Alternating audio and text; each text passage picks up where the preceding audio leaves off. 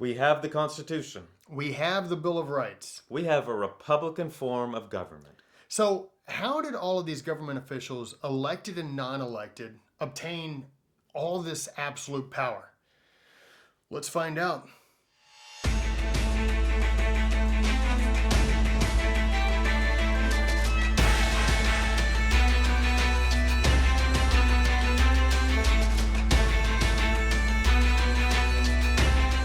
All right, ladies and gentlemen, welcome to another episode of the Sons of History podcast. I am Dustin Bass. I'm Wakim. What? I'm Wakim. Why do you have that mask on your face? Take the mask off, please. I can't even understand what you're saying. Oh, you're a double masker. Fantastic. Nice. Dr. Fauci, he did. What? Dr. Fauci said. We're in Texas. Are you kidding me? You're a triple masker? Hey, What is going on? Dr. Fauci said we have to wear triple masks. Even though a year ago he said I don't want to hear Dr. Fauci's name ever again. Not that I'm against the guy. But he's the authority on everything. Yeah, I like to do things, yeah. Yeah. You know, But unbelievable. He's the authority on everything, is he not? I mean, yeah, okay, he has become the authority on everything. Yeah, I understand. And every other public health official. Well, I understand a year ago he said we should not wear masks because it's actually be more harmful. We'll be fidgeting with our faces and all that. But now he said something different. So, I mean, gotta abide. yeah, follow the science. Yeah. And I find it interesting that when he said, we're going to get into that later. But before we do, let's do our book and movie recommendation. All right. You want to go? Yeah, let's go. Go All for right. it. The Plague by Albert Camus. If you look at it, it's Albert Camus, but it's Albert Camus. He's a Frenchman. The Plague was written about the city of Oran in Algeria that was infected by a plague in the 1940s. Pretty good book. I did read The Stranger. I like that one also. But figured... Granted, we're not in a plague or anything like that. Nothing of the sort. But not even close. It's, it's still a good book to read nonetheless. Yeah. So that I think you brought The Stranger up at one time and threw me off. I had no idea what you're talking about. Well, the Seinfeld, the last episode of Seinfeld. Yeah. It's The Stranger. Yes. All right. So now, movie. I'm going to say Close Encounters of the Third Kind. Now, the reason for that is if for those who saw the movie, you'll remember where the government wanted to vacate an entire area of Wyoming. So they pretended that there was this chemical leak, a train, and everyone had to wear masks. Everyone was being evacuated. And, the main character, although Richard Dreyfuss, and that... blonde that was with him, I forgot her name. Melinda Dillon. That's it. Okay. I haven't seen her. His wife was Terry Garr. She was pretty nice in that movie. But him and Melinda Dillon, they were like, they took off their masks and they're like, they breathe in the air. Air is fine. Nothing's happening to them. But yeah, all this mask stuff, like we have to wear the mask. It kind of reminds me of Close Encounters of the Third Kind. Yeah. It's in the air. Yeah. It's everywhere. Boy, are we going to get on that. Yeah, because we have to discuss people that we're watching driving around. Yeah, with driving masks around, in walking their around car by themselves. Yeah. It's a beautiful sight. It's a beautiful thing to see how the American people are really using their noggins. Anyways, my book and movie recommendation, my book recommendation is Democracy in America by Alexis de Tocqueville, also a Frenchman. Yep. Yes, he wrote this on his visit in the 1830s to the U.S., and it still stands as probably the best book written on more or less the foundational principles and how America is, how America works. Now, he was not illusioned, if you will. He saw the errors in the American ways, but he also praised the good things in it. So it's definitely a book that you need to read. Definitely a book to read. All right, my movie recommendation is one I watched again the other night, Dead Poet Society with Robin Williams. That's a good one. Never saw it. Are you serious? You've never seen it? Mm-mm. Gather you rosebuds while you may. Old time is still a-flying. And this same flower that smiles today, tomorrow will be dying. You sure you're not talking about John Steinbeck's Of Mice and Men? I am You see the flowers? No. Which was in The Walking Which Dead, was by in The the way. Walking Dead. Yeah. Yeah, with 2 little children. Yeah. Yeah, the 2 little girls. That really was nice. freaky, but That was a little messed up, but it was good because it was a throwback. No, not talking about that. Anyways, really good movie, especially if you like literature, and especially if you're a teacher. Also a really good motivational movie to watch, especially as the year is coming to an end. You may be drowning in a sea of work, and especially with this year, trying to figure out, is what I'm doing really making a difference? Well, if you're a good teacher, then yes, you are making a positive difference. If you're a bad teacher, then you are making a negative difference. So find some motivation. All right, that is it for the book and movie recommendation. Now, I do have a question for you. Why, and this is for you as well, why is it that there are so many people who have become, at least here recently, well, this is not recent. This is a common thing, and it's so weird. Why are so many people so trusting of the government and the media, while at the same time professing to not be trusting of the government and the media? I find that just really odd. It kind of reminds me of a discussion we had about gun control, where there were certain segments of society who absolutely did not trust the government. They did not trust the police, yet would vote in candidates that wanted to strip people of their right to bear arms. And only let the government and the police carry guns, which to me just did not make sense. It's like, I don't understand your thinking. You're trusting in the government to protect you, to watch over you, but at the same time, you don't trust the government. Yeah. And now here we are with this, with the COVID-19, and it doesn't make sense. It just does not make sense. Yeah, and I think that there's also to that, this fatalistic, from a gun control perspective, a fatalistic viewpoint of, well, how are you going to fight against the government? Well, your last stand is probably not going to be, your fists. Well, you're definitely not going to be able to fight the government if you are disarmed. Right. I think you'll have a better shot of fighting the government if you do have arms, but that's another rabbit hole. Exactly. Yeah. But it just goes to show that there are people who are constantly saying, like, if you were to ask them, do you trust the government? They would say no. Do you trust the fact that they spend the money that they get in an accountable way? No. Well, they can't even, they're mismanaging. And yet they want to increase taxes, and they're fine with that. They're mismanaging our government as it is. The finances of our government, trillions of dollars in deficits. And, if you're going to account, or any type of accountability, it's like, well, the people are not paying enough taxes. Yeah. Come on, people, make up.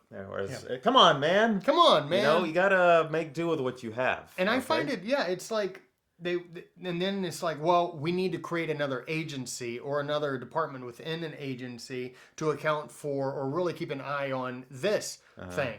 It's just like, what kind of reminds in other words, put more money into it. It reminds me of work where we have these meetings and meetings and meetings to discuss why are we not catching up with our work. Yeah. And yes, that does happen. We had a meeting not too long ago. Why are we so far behind in our work? Well, I don't know. Let's see. We have a Wednesday meeting, and then we have these we have 2 or 3 meetings per week that takes 90 minutes.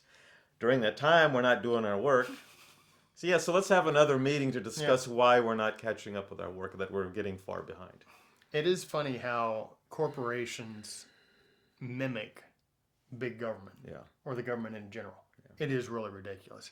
So it's not so much like this is strictly a government thing. No, this is like a human nature thing. You want to control everything, every little thing that everybody's doing, because you don't trust, the little guy to do his job or to do his thing or to be a good citizen or to take care of their own family or to take care of themselves. So we've got to control every little thing. So it's not so much just the government. This is a human nature thing that has to be stifled. Which is what the founding fathers had in mind. Like, okay, what is it? They had plagues and pandemics and epidemics in those days. The yellow fever was a big thing. So they did not state in the Constitution or in the Bill of Rights that all these laws are just except when we have a pandemic or then we have to push these emergency powers that restrict or curtail our civil liberties, our civil rights. Well, it's like Madison said, if men were angels, there wouldn't be a need for government. Right. And if government was run by angels, there wouldn't be a need for checks and balances. Well, we have to have these things in because somebody or a large group, like we experience here in the States, will want to take absolute power. They want to take more power into their hands. And we mentioned Fauci earlier. Fauci is, this guy who is now almost single-handedly running the country, running people's lives at extremely intimate levels of here's what you can do, here's what you can't do at very intimate levels, wearing a mask. Yeah, I know. I mean, did you see the confrontation between him and Dr. Rand Paul? Now I want to say Dr. Rand Paul because he is a doctor. He's a medical doctor.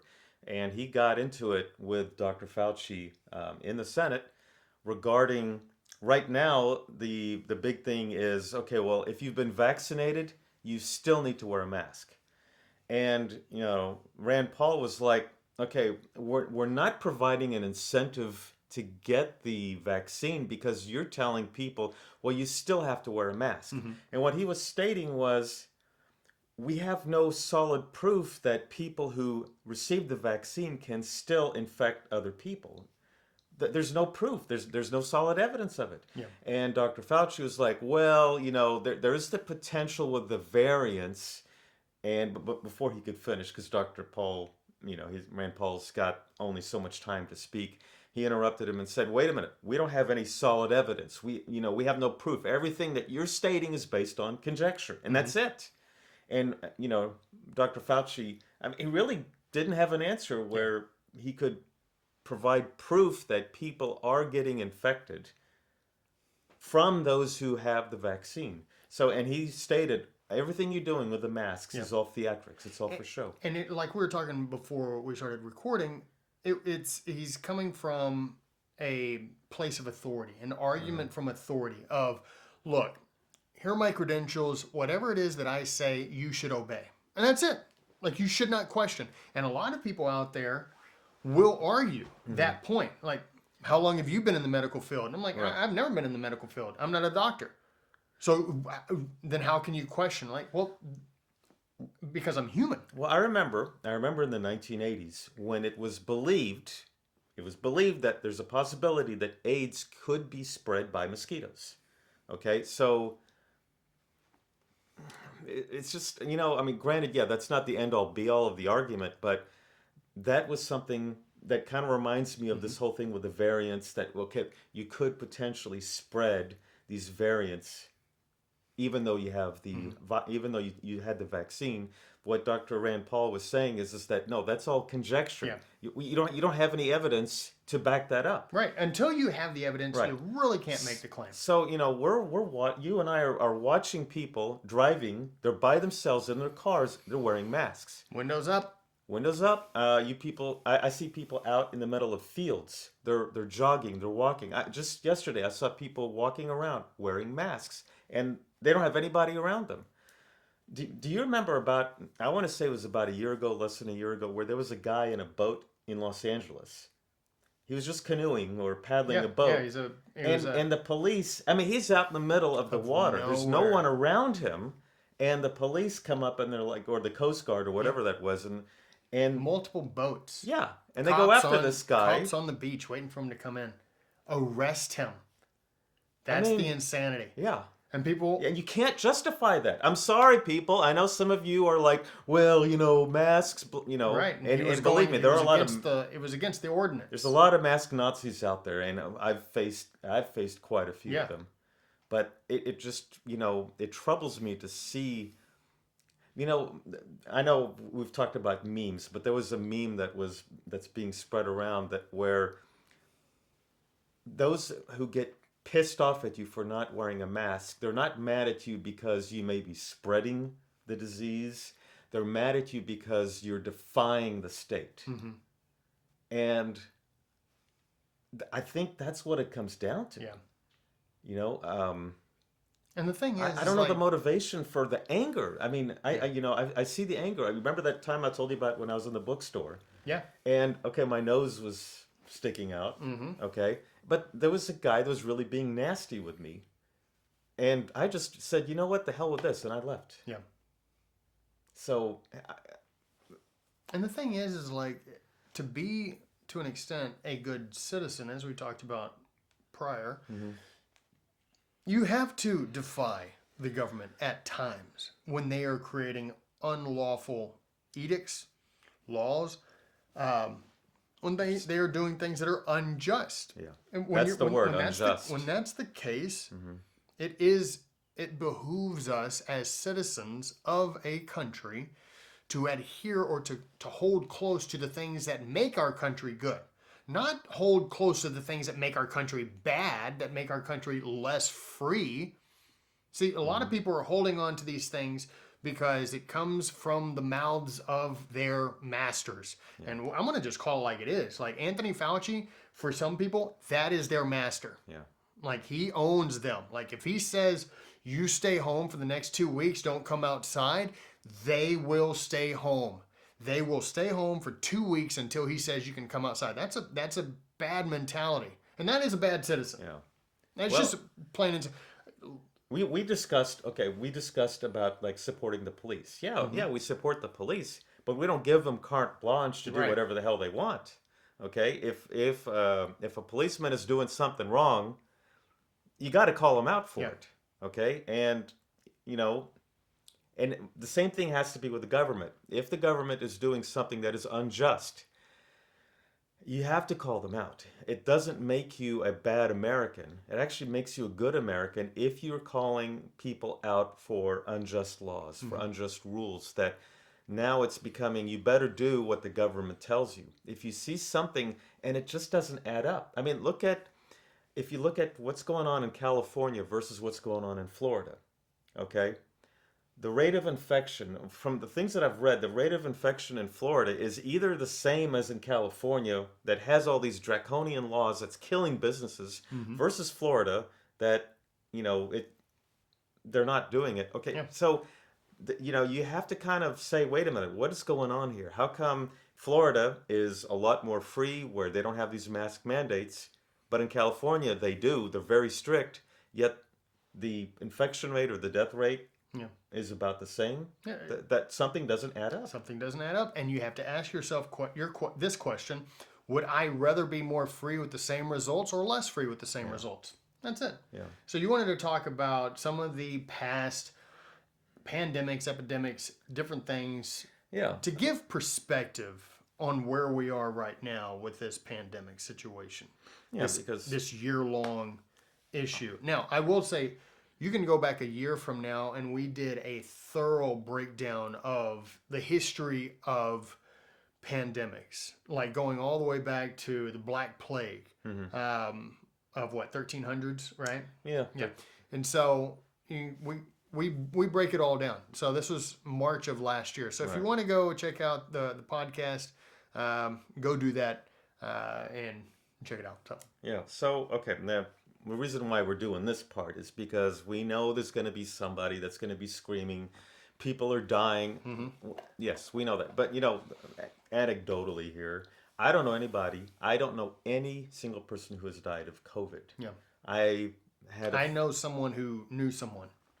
Yeah, I mean, I'm at that point. Now, I know several people who were infected with COVID. I know quite a few who have been infected with COVID. Yeah, I've got neighbors. Yeah. But I had a friend of mine who committed suicide because of the whole restrictions of COVID. Couldn't see her granddaughter. I have people who have died of Alzheimer's. I have friends who died of alcohol poisoning.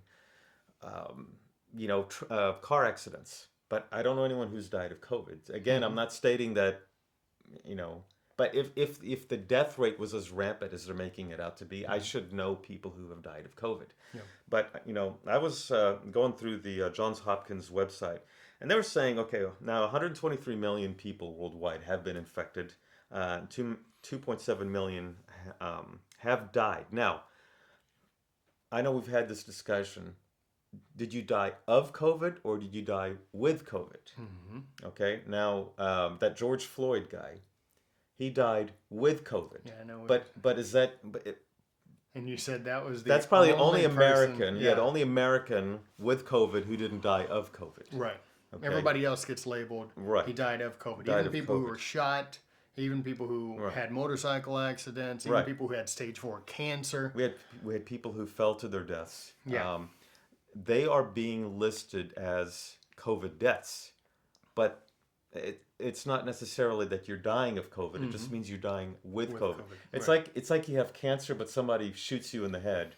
Okay, is that considered a cancer death? No. Exactly. So, And the thing is, the CDC put on there, like, really opened it up for physicians to more or less not tamper, but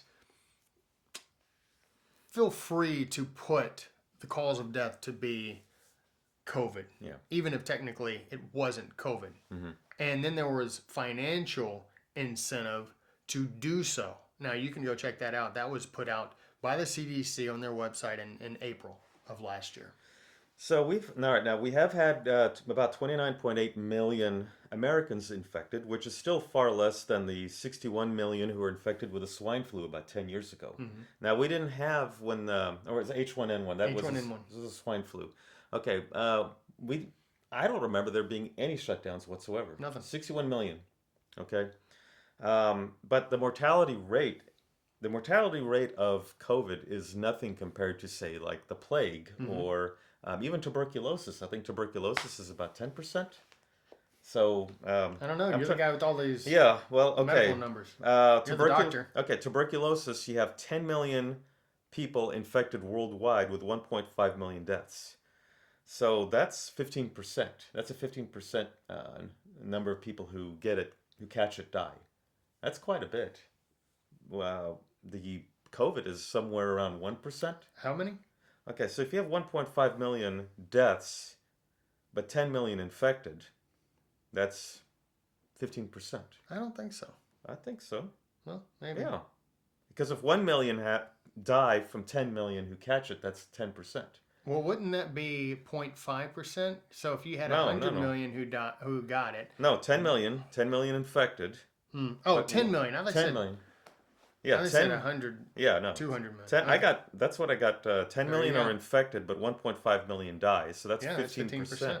So, now the bubonic plague, the mortality rate was almost like 90%, I believe. The Bluebonnet Plague? Texas? No, not the not the blue bonnet. the Black Death, 1347 to 1353 or something like that. Yeah, like you caught that, you died. Yeah. And you died very horribly. Right. That I can understand. Okay, lock people up in their homes, but No, I can't even understand that. Well, you advise people, here's what's going on, and you're honest about it. There's been so much dishonesty over the past year about this pandemic. It's insane. So people definitely can't believe anything that's been going on 100%. yeah. You advise people, here's the situation at hand, and here's how easily you can get it. But there's been so much misinformation, disinformation, outright lies, even from people who are supposed to be trusted, that you can't trust anything now that's being said. No. And we advise people don't smoke. Yeah. But you can. I mean, if you want to smoke, go smoke. Now we have something like the number one killer in America is heart disease. Okay, we advise people to have a healthy diet. Yeah. But we don't force people to have a healthy diet. You really want to cut the death rate? Yeah. Okay. Yeah. Force people. You can force people to eat certain Yeah, you foods. really want to lower the insurance policy costs? Okay. Now Force people to be healthy. influenza, you have about up to 600,000 to 646,000 deaths. That's worldwide. But we again, when the flu hit, we advised people to get a flu shot, and we advised people, and you should be doing this anyway. Wash your hands. Wash your hands. Wash your hands. Don't touch your face. If you're gonna touch your face, go wash your hands. Yeah. If you're gonna eat, wash your hands. If you're gonna, stick. See, I'm not touching you. Yeah. Thank God. Wash your hands. Don't worry, I washed my hands before. Yeah. Yeah. And then you came in, But- scratching your butt. Well, Picking your it nose. was itchy. I had a long drive Yeah, today. long drive. Yeah. So, I mean, just common sense, people. Come on. Yeah, I mean, but use to common sit there, sense. But to sit there and say, you have to wear this on your face. When you And- know that it doesn't, And it does even, not really work. Again, Dr. It's Fauci. not. Dr. Fauci last year said that wearing a mask is strictly for comfort. Yeah. Okay? Now, what happened within this 12-month period? Now, all of a sudden, they're saying... Yeah. I understand and the concept. Ron Pauly said, now you're saying double masking. He's like, isn't Yeah, this up all to like Yeah, theatrics? triple masking. I understand the concept. And he was saying, look, if you're like a medical doctor, okay, yeah, we understand. But right now, it's becoming more of like control. We have to control the population. That's what I'm seeing when I see... I mean, we saw that guy at the grocery store. Yeah. He says, "You have a mask?" Yeah, and he then, works there. Right, Yeah. and then a girl comes up, and he takes his mask off to talk to the girl. To talk to her. Yeah. Because she was Well, I mean, she was very pretty. Yeah. But I was like, come on, And he's sitting wanting to enforce a mask. Yeah, he's like, you got a mask? I was like, you do. Yeah. He literally lowers the mask to talk to the girl. There's the common sense. I would do the same. Yeah. But, Yeah, of course. But it's do what I do or do what I say, well, not what I... So we have these issues at hand. Everybody wants to be a tyrant, that's for sure, from the young to the old.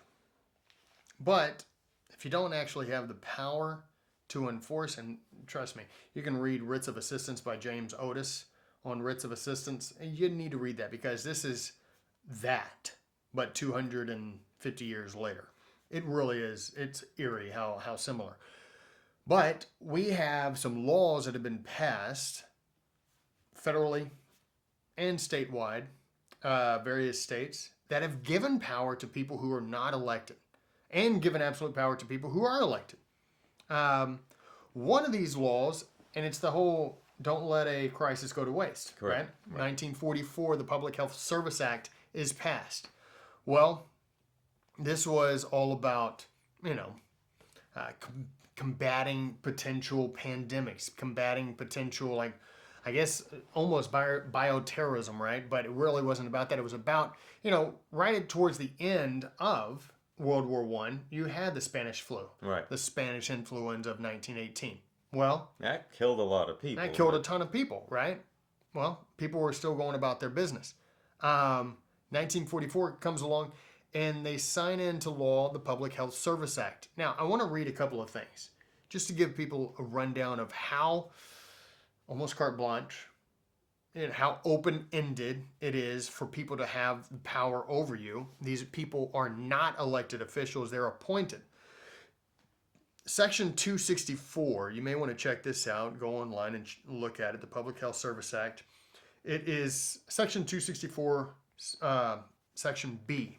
Apprehension, detention, or conditional release of individuals. That's nice to know. It says regulations prescribed under this section shall not provide for the apprehension, detention, or conditional release of individuals. That's nice. Except for the purpose of preventing the introduction, transmission, or spread of such communicable diseases as may be specified time to time in executive orders of the President upon the recommendation of the Secretary in consultation with the Surgeon General. Now, the Secretary and the Surgeon General, not elected officials. These guys are appointed. They're brought in by the President. Well, that really opens it up, except for the purpose. Everything, everybody's able to go about their business, except for the purpose of trying to prevent the introduction, transmission, or spread of a communicable disease. Which means I can pretty much do anything I want to when it comes to apprehension, detention of individuals, American citizens. Section D says this: apprehension and examination of persons reasonably. This is so scary to me. It is scary verbiage. Reasonably believed to be infected. Reasonably, like, that's an open-ended. Now, is this where they can arrest you, or? Yes. I mean, this is what it is saying. Apprehension and examination. What do you, like, they're going to apprehend you and then ask your permission to examine you? No, they're going to forcefully examine you. It says regulations prescribed under this section may provide for the apprehension and examination of any individual reasonably believed to be infected with a communicable disease in a qualifying stage, and A, to be moving or about to move from a state to another state, or B, to be a probable source of infection to individuals who, while infected with such disease in a qualifying stage, will be moving from a state to another state. Such regulations may provide that if, upon examination, any such individual is found to be infected, he may be detained for such time and in such manner as may be reasonably necessary. Like, it's all about the verbiage. Yeah. Reasonably. According to who? For such a time? How long is that? We'll leave it up to the health officials, you know? And in such a manner, what the hell does that mean? Like what do you do? What do you do? Yeah. You can't do anything because now it's law. Now that's an official law. This is not an edict. This is a long-standing law that a lot of people had no idea was even passed 75 years ago. Mm-hmm. It's scary. Well, I mean, yeah, it is. How long that's been going on, lying dormant under the surface, and then whenever something like what's going on arises, we're like, oh, no, this is a 75-year-old law. This has always been. Right. You know, no worries. You know, we've got this all figured out. And, you know, the thing I've learned about our government is that if they can take advantage of a situation, they will. oh, absolutely. And they've done that on numerous occasions. So 9/11. 9/11. Post 9/11. Let's talk about 9/11. Okay. USA Patriot Act. Mm-hmm. I have, if you're not suspicious about the government, just in general, you're missing something. There's something that you're not paying attention to. And if you're not suspicious post 9/11, because the USA Patriot Act was signed into law, it's like a 500-600 page document, signed into law a month after the 9/11 attacks. Uh-huh. Are you saying that they already had this beforehand? I am saying they already had this beforehand. Absolutely. You know, there was an X-Files spinoff, the three guys, and I don't remember their names, but they did a video where a plane was about to crash into the World Trade Center. This was long before 9/11. The three guys, they were like these. Did you ever see the X-Files? No, I mean, I watched it a little bit. Those three weird guys, and I don't remember their name. They're like conspiracy theorists. They did their own spin-off show, and in one of those episodes, and it might have been the first one, but this plane crashed right into the World Trade Center right before 9/11. Tway! Yeah. So I wish I could remember the name of that show. Well, you'll think of it while we're in the middle of it and just throw it out there. It has something to do with John Kennedy's assassination. Lone Gunmen. I think they're called the Lone Gunmen. Okay. I never watched it. Yeah. Kind of. But the X-Files was good. Yeah. Yeah. Classic. But, I remember, if we're going to be talking about this, I remember that there was anthrax being sent out to individuals. Yeah. Right after the 9/11 attack. Yeah, sent to, people in Congress. Yeah, not Trent Lott. The guy who was the Democrat, he was the senator, the minority leader, and I don't remember his name at this. Not that he was very important. I know there was Dick Gephardt was the head of the Congress, but I don't remember the senator's name. He was kind of Yeah. null and void type of person. Null and void, No one really worth remembering. Daschle. I think his name was Daschle. Tom Daschle. Tom Daschle. That was his name. Yeah. Beautiful. Anyway. Don't breathe in that white powder. And that courage guy from CBS, Dan Rather. I think he received. A little courage. bit of that. Takes a lot of courage to lie. Yeah. Yeah. Unbelievable. Yeah, actually. Yeah, but he received anthrax. Yeah. So there were several people who did receive anthrax. Now, 9/11 was this law passed that was, okay, we got to fight the war on terror. I want to say something real quick. I supported the Patriot Act when it happened because I was under the belief, okay, we need this because we have, terrorists running amongst us in this country. But that was how it was sold. That was how it was sold. Well, when Snowden exposed what our government was doing, how they're listening to all our conversations. Okay, folks, that's not good. No, not. And what's funny is like a guy that both of us know made this statement one time to me. Like, I don't mind the government listening in on my conversation because I don't have anything to hide. Mm-hmm. Yeah. Just like, how do you know you don't have anything to hide? Did you ever read that book by Kafka called The Trial? No, I haven't read that one. No. I would read it. So I mean, government just we're gonna take you, put you on trial. What are the charges? Well, Yeah, you'll figure out once everything gets. And that's the thing is like you may think right now, I have nothing to hide. That doesn't matter. Things can change. Like we noticed this. We talked about cancel culture last week. Mm-hmm. You can just up and create something that is hate speech when it's not hate speech, and then you're in prison because you were talking on the phone because you didn't mind having the government overhear your conversations, and you're like, oh, that's fine. I completely trust the government until all of a sudden the government comes knocking on your door. Well, I mean, the world has a history of abusing its power. The French Revolution, the Russian Revolution. If you stated anything. There was the author, Solzhenitsyn. Mm-hmm. He wrote a letter criticizing Stalin. Yeah. And he's thrown to the gulag. Mm-hmm. Okay. Now, right now, that can't happen in America. Well, right now, just the fact that you may have been present in Washington, D.C. on January the 6th. Yeah, of which I was. You could be guilty of treason. Yeah. I can't even think of the word now, where... it was treasonous behavior. It begins with a D. Domestic terrorist. There's something else. I can't even remember what. Deranged. Tell you what, I'll circle back. Yeah, you got a lot of things to circle back on, Saki. Jeez Louise. This is the thing is... This is why we need to have a show where we can stop and I can formulate my thoughts.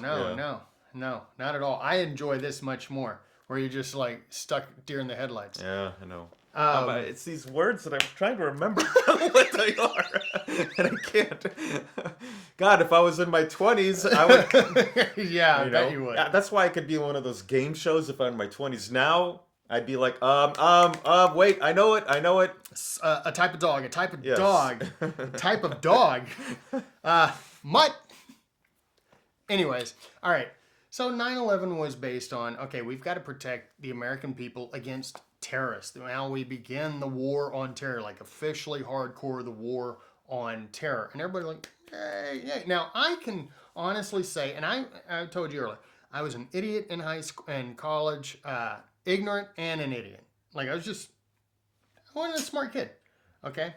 But going through the USA Patriot Act and reading it from one of my journalism classes and doing a report on, like, this is not good. This is not good. They're able to just carte blanche, like do anything they want to and just say, well, why are you doing this? Because this is against the Constitution. Well, we consider this person a possible threat of being a terrorist. And then all of a sudden you're like, okay, home free. That's all you more or less had to do is say, we think that this person could be a terrorist. And it's like, okay, FISA court. That's where it all originated from. Yeah, but look at the abuses of what took place with President Trump. President Trump. Okay. Yeah. This guy was a Russian asset, and people was constantly said, well, against terrorism, there was also something created against bioterrorism.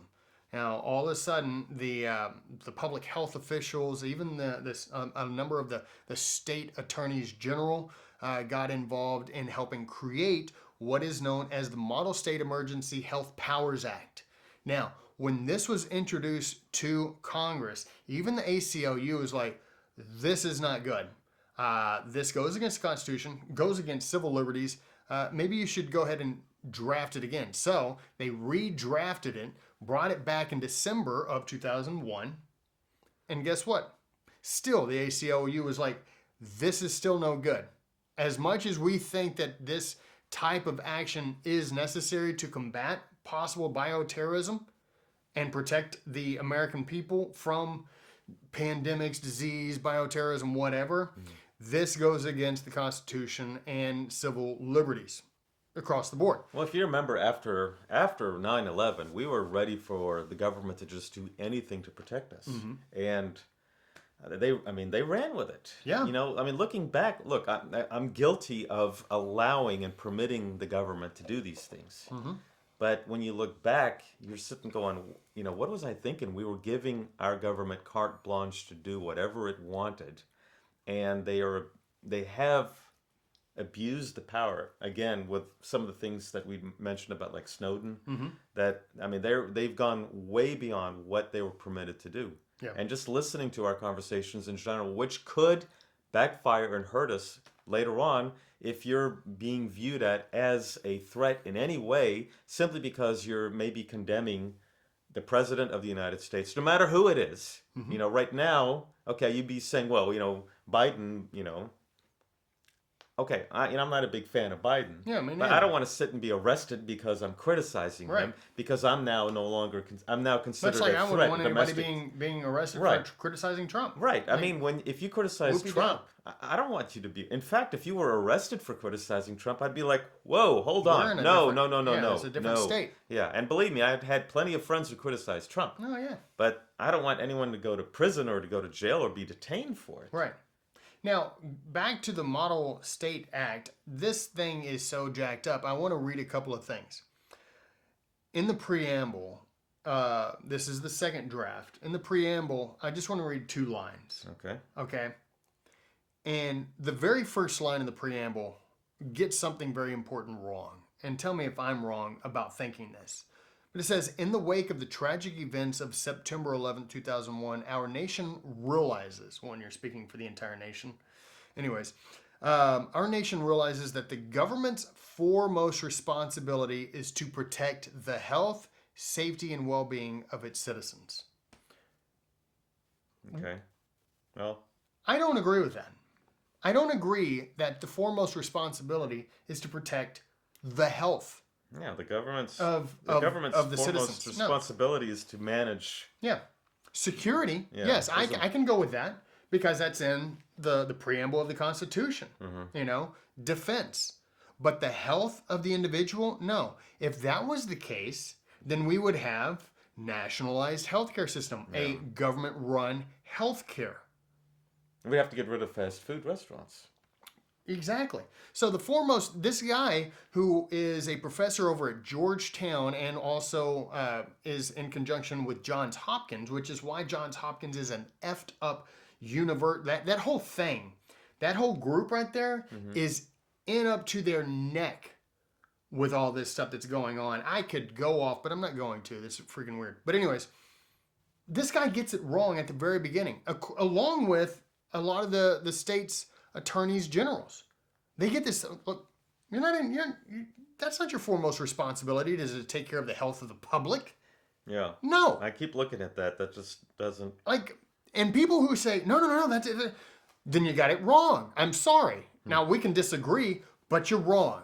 If you think that the health is the state is supposed to take care of your health, then you are advocating for nationalized health care at that. Then you're also advocating for the apprehension and detention of individuals based on reasonably suspicious, infection. I want to say something. According to the Public Health Service I Act. want to say something that could potentially put us to a rabbit hole, but I'm not going to go there. I just want to mention something real quick. Right now we have a flood. We have an invasion in our southern borders. And I read somewhere that the people who are infected with COVID that are being brought into the country with the catch and release are somewhere up to 50%. Now, I don't know if that's accurate, but that's what I'm reading in the papers. Up to 50% of many of the areas, the locations of where these people from Central America and elsewhere from around the world, the infection rates for COVID are up to 50%, but they're letting them go because they just don't have any room in these facilities. Yeah. So is that going to backfire? I mean, if the government's foremost responsibility is to protect us, then should they be letting all these people in? And are they going to use this against Americans? Because they're now going to say, It's all about look at these numbers of people. The hospitals are now up to 100% capacity. Yeah. We need to, Lena Hidalgo is going to sit and say, oh, we need to bring back the draconian laws. Oh yeah, yeah. So, But it's all about picking and but choosing. even if it's 10%, I mean, they said 100,000 people came through the borders for February or March. 100,000. Okay, now this is from either the Border Patrol or ICE is stating that that's the number. So, I mean, that is the government. That's not, Rush Limbaugh stating this. This is the federal government saying they've already detained about 100,000 people just in February. Is dead. I know, but I'm just because there's people going to say, "Oh, well, who are your sources?" Well, it's from the government itself. Yeah. And the government's not Trump. The government is Biden. But if you have 100,000, they're saying at least 10%, up to 50% of 100,000. That's on the low part, that's 10,000 people. Yeah. Okay, and you're letting them come into the country. So, is this now going to be used to say, well, see, you need to put on those masks because the infection rates are going up? But they won't look at the source. It's all about picking and choosing. Yeah. It's like we were talking about earlier. But they're not protecting us. We got two different counties, right? We got Montgomery County, we Yeah. got Harris County. Blue County, Red County. Right. Well, guess what? It's all about the political football that's being used by both to say, because this guy, this nut job, he's hopefully going to be, removed, or not removed, but, somebody will win the next election. He started putting all these crazy things in, like, 10 p.m. curfew, junk like that. You had to have a letter from your boss saying that you could drive around like Nazi Germany, like freaking the Stasi running around, like, hey, let me check out your papers. And then all of a sudden it's like, oh no, we got to undo that. We can't do that. Like, dude, you've already stepped in the bear trap. Now you're trying to undo it. It's too late. This chick over here, Lena Hidalgo, she's a mess, right? But you got plenty of people who are like, okay, that's fine. That lines up with me politically. As long as it's adverse to what my political opponents hate, okay, that's fine. I'm fine with it. That's where we are right now. And it's not about freedom. It's not about liberty. It's about winning and losing according to it's political gamesmanship. Now, I want to add in this also with the preamble. It says, each state is responsible for safeguarding the health, security, and well-being of its people. Also not true.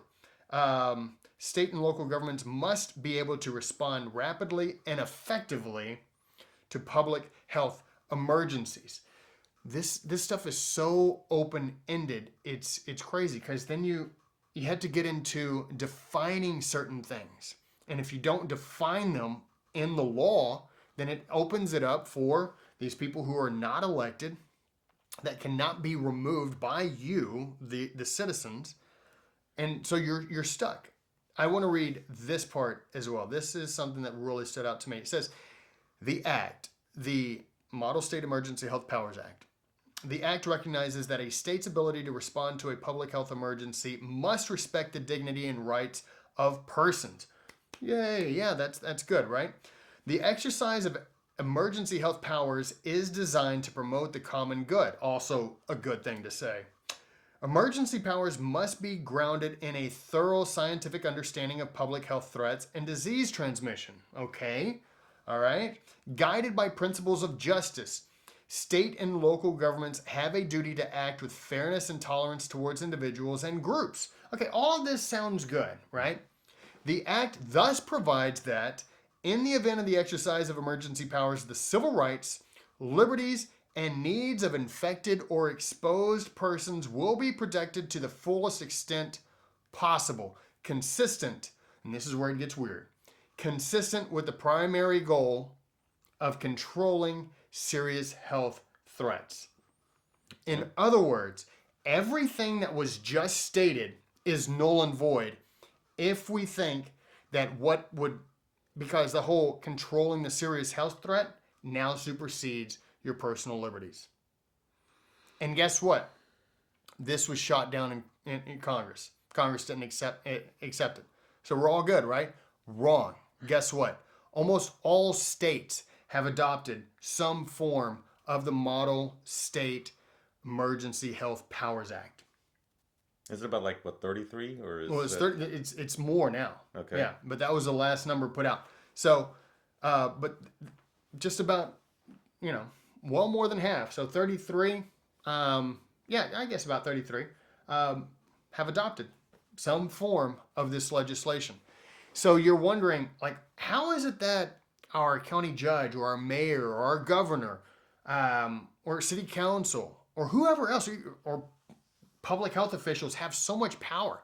How is it that in some states they're able to come knock on my door and take off with me? Mm-hmm. How is it they're able to, I mean, they're doing that in Europe. I've seen like in England where people are being arrested. I don't care about Europe. Well, I don't care about England. I care about what's going on over here. And we're like, oh, that's fine. And because that's one of the things. What are you, one of them nationalists? Yeah. Maybe. To care we about. Talked about that. But that's what I'm saying. It's like people will be like, well, they're doing it over in England. They're doing it like, that's not the model I want to follow. No, I know that. I'm just No, stating. I know. I'm saying, but people will use what you just said as a defense. No, I'm not using it as You're a using defense. it as like, yeah, they're doing that over there. Yeah, and I mean, yeah, that's nuts. I mean, no, I know what you're saying. Yeah. But I'm saying like people will actually use it as defense. Like we need to follow in the footsteps of the EU. Like, really?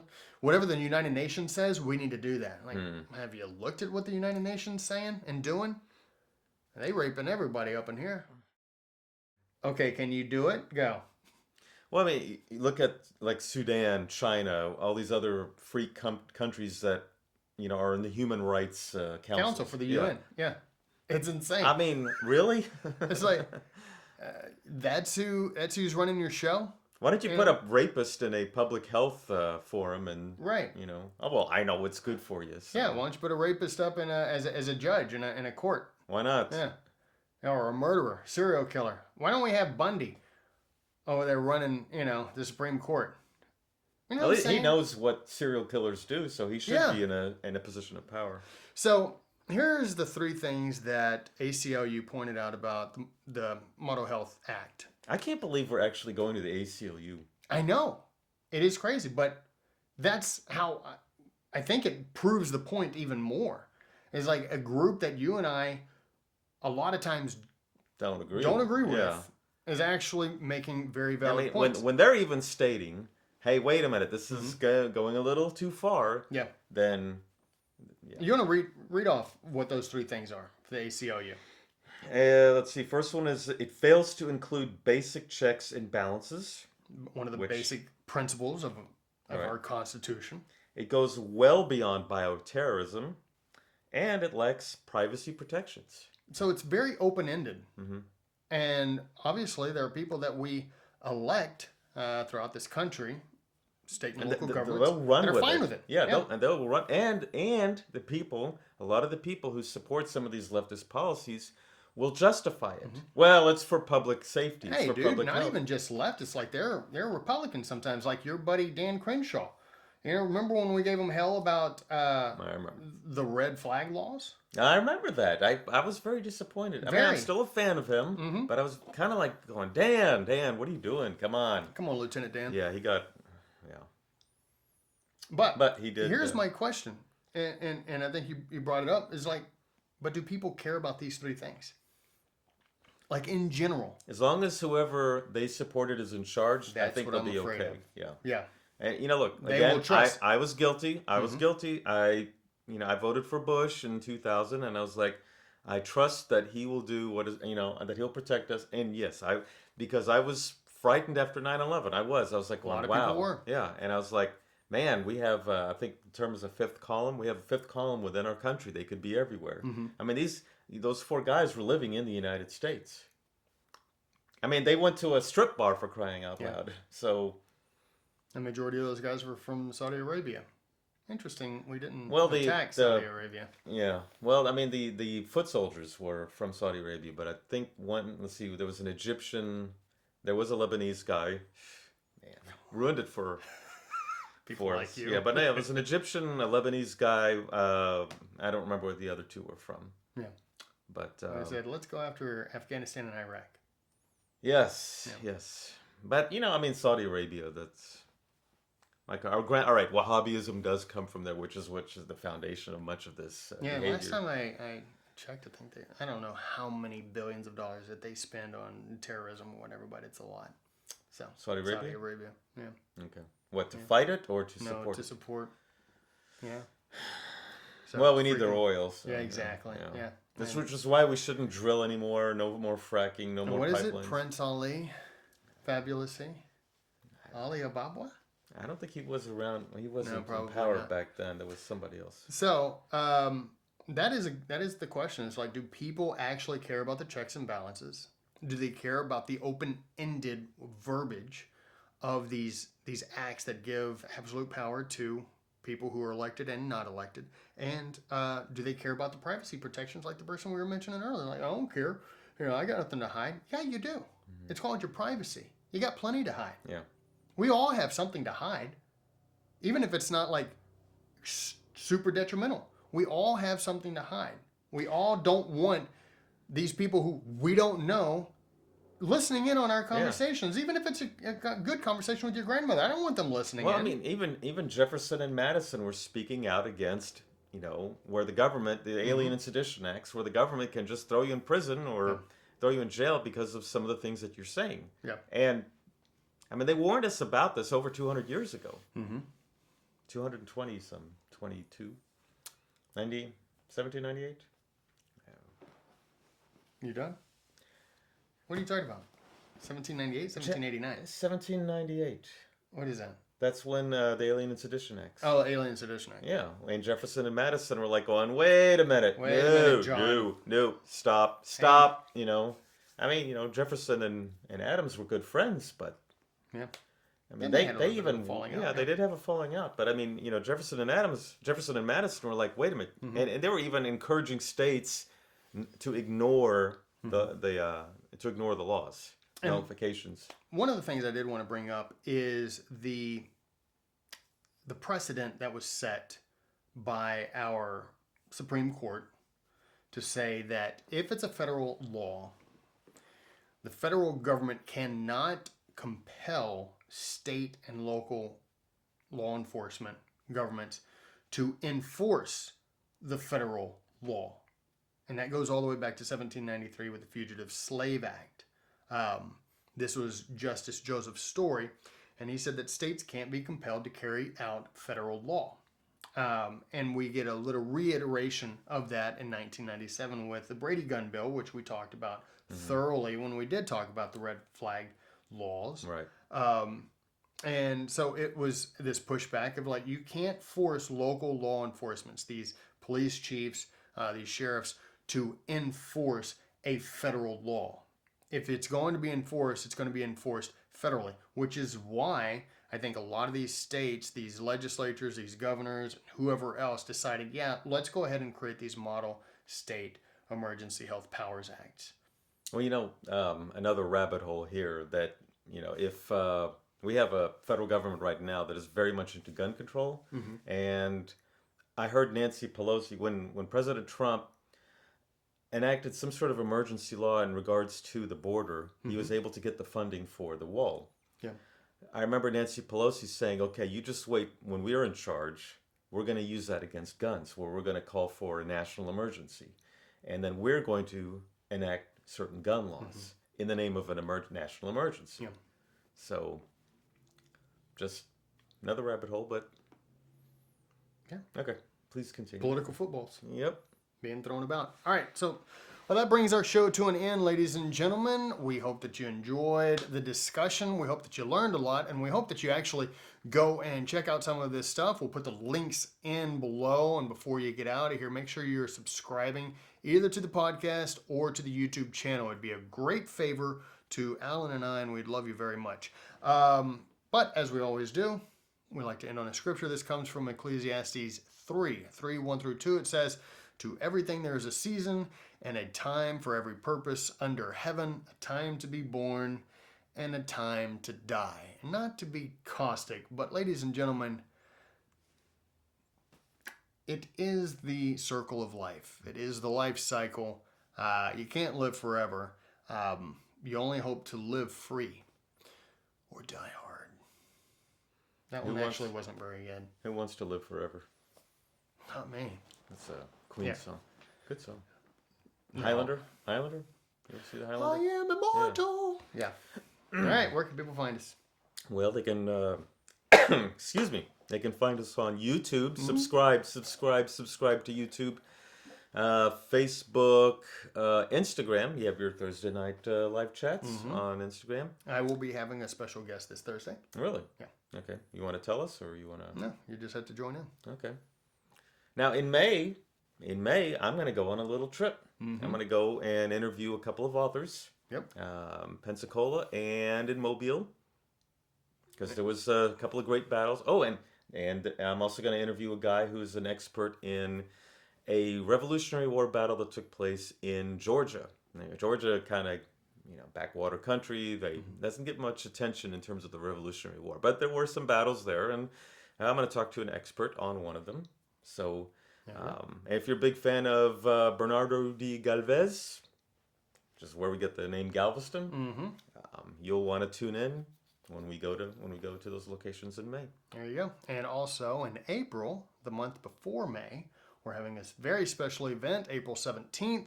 It's going to be with a couple of experts, Dr. Stephen Harden and Denton Florian. We're going to be hosting it here in Conroe at Spirit of Texas Bank. Very excited about that. That is our very first history event that we're putting on. So tickets will go on sale around April 1st. You'll be able to go to www.thesonsofhistory.com and you'll be able to buy tickets. So yeah, you'll be able to that. Yeah, I was going to state. You like that, huh? Yeah, I bet you were. You'll be able to go in person if you're around this area, but you'll also be able to get it digitally, be able to watch it through our Zoom. We'll have this whole thing set up, so it won't be like, oh, Zoom's crappy. It's actually going to go through the camera, so it'll be very clear and beautiful, and the sound will be wonderful. Dr. Stephen Harden is like the expert on the Texas Revolution. If there's a book that you want to read about, Battle of Alamo, San Jacinto, Dr. Stephen Harden is the man. In fact, the movie The Alamo that came out in 2005, 2006, yeah, he was an advisor. Yes, he was. So you can go check out his stuff at Stephen, that's PH, Stephen L. Harden, HARDIN.com. So, all right, man, you ready to get out of here? I'm ready to go home and watch The Walking Dead. Okay, well, put your stupid mask back on, and I will talk to you later. Because I'm going to drive in my car by myself. So windows up. Yep, windows up. I like it.